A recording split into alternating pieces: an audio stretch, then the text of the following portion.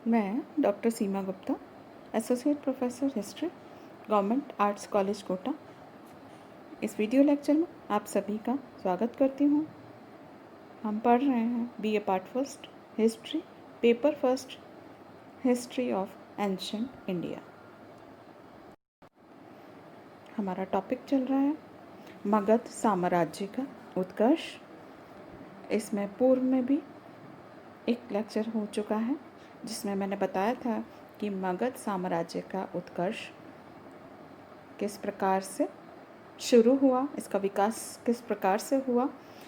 इसको मैं शॉर्ट में आपको बता देती हूँ कि इसमें सबसे पहले जो हमारे पुराण हैं उसमें उल्लेख आया है कि यहाँ पर पहले बृहद्रथ वंश ने शासन किया और उसके पश्चात यहाँ हर्यंक वंश का राज्य रहा। हर्यंक वंश में सबसे पहले हमने पढ़ा कि इस हर्यंक वंश का संस्थापक बिंबिसार के बारे में, कि बिंबिसार ने कैसे अपने कूटनीतिक संबंधों से मगध साम्राज्य का उत्कर्ष किया। इसके बाद हम अगले शासक के बाद पढ़ेंगे। बिंबिसार की मृत्यु के पश्चात अजातशत्रु 492 ईस्वी पूर्व में मगध के सिंहासन पर आसीन हुआ। इसके बचपन का नाम कुणिक था या कुणिय भी इसको कहा जाता था। अजातशत्रु ने अपनी आक्रामक नीति से मगध से साम्राज्य में भारी विस्तार किया और उसकी प्रभुता और शक्ति संपन्नता को नई ऊंचाइयों तक पहुंचाया। ये इसका शासन हर्यंक वंश का चरमोत्कर्ष काल था। इसे पितृहंता भी कहा जाता है क्योंकि इसने अपने पिता की हत्या करके साम्राज्य को प्राप्त किया था।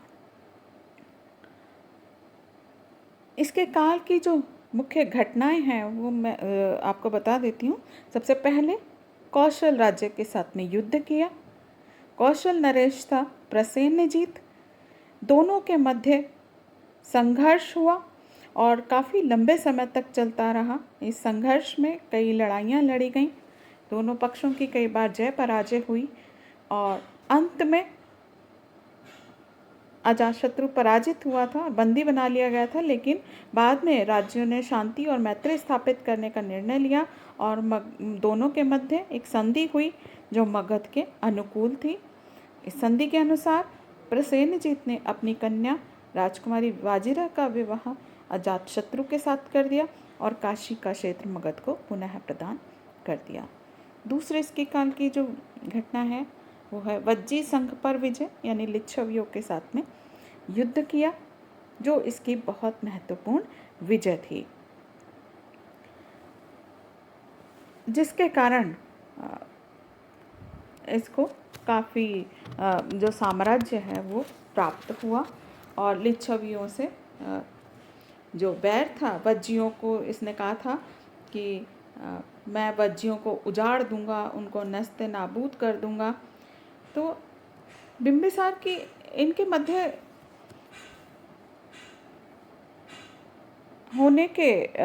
मध्य संघर्ष होने के कई कारण थे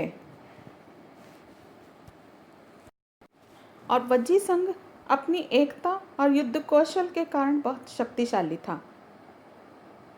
अजातशत्रु को इस बात का आभास था कि मात्र सैनिक आक्रमण द्वारा वज्जी संघ का पराभव संभव नहीं है।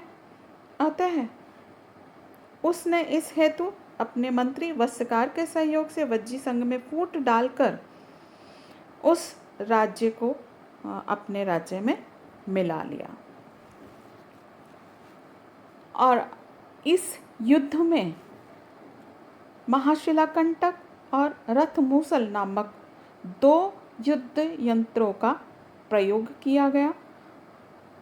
महाशिलाकंटक एक प्रकार का इंजन या शिला प्रक्षेपास्त्र था जो बड़े बड़े पत्थरों को भीड़ पर फेंकने का कार्य करता था।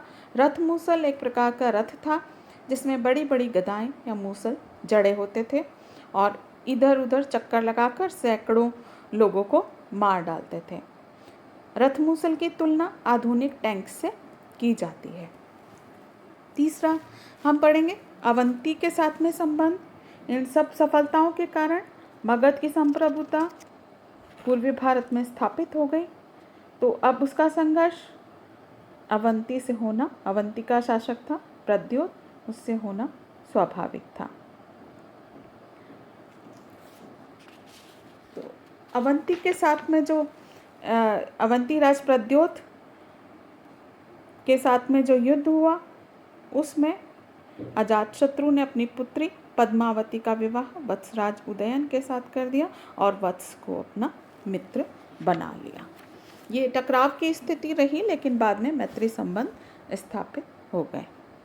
इसके काल में भी कला और धर्म में काफ़ी उन्नति हुई। अपने पिता की भांति वो धार्मिक दृष्टि से सहिष्णु और उदार था। और इसके काल की जो मुख्य घटना है वो है राजगृह में प्रथम बौद्ध संगीति का आयोजन इसके काल में किया गया। अजातशत्रु के राज्यकाल में ही महात्मा बुद्ध का महापरिनिर्वाण हुआ था। तो उसने एक स्तूप भी बनवाया था, धातु चैत्यों का निर्माण भी करवाया, 18 बौद्ध महाविहारों का जीर्णोद्धार करवाया, प्रथम बौद्ध संगीति का आयोजन किया जिसमें 500 प्रतिष्ठित भिक्षुओं और स्थविरों ने भाग लिया था। और इस संगीति में बुद्ध की शिक्षाओं की 2 पिटकों, विनय पिटक और सूत्र पिटक में संकलित किया गया।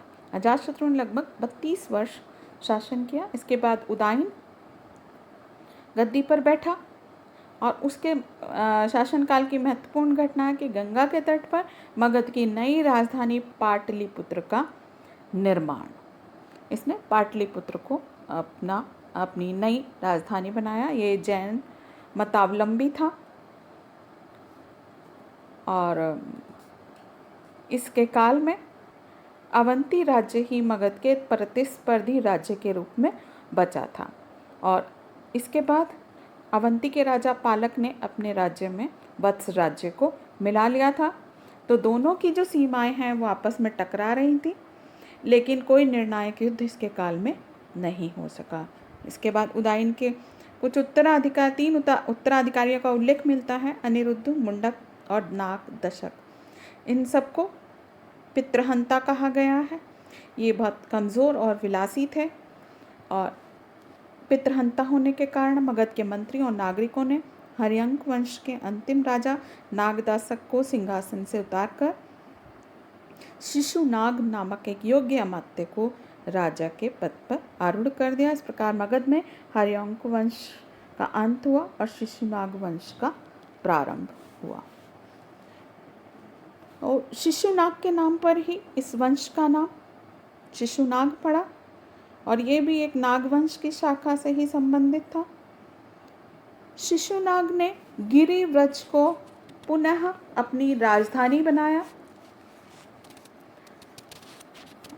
इसके काल की जो प्रमुख घटना थी,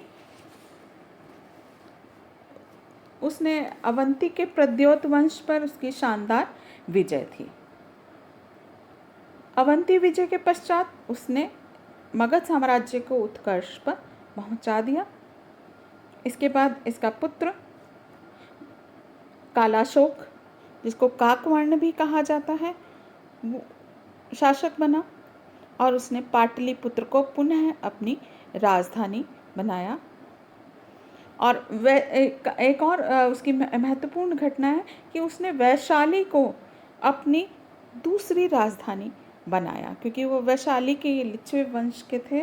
तो इसने वैशाली को अपनी दूसरी राजधानी बनाया।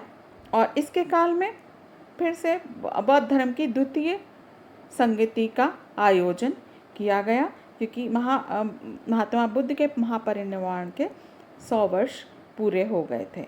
और इस संगीति में बौद्ध संघ में विभेद हो गया और वो 2 संप्रदायों में बट गया, स्थविर और महासंघ। कालाशोक ने 28 वर्ष शासन किया।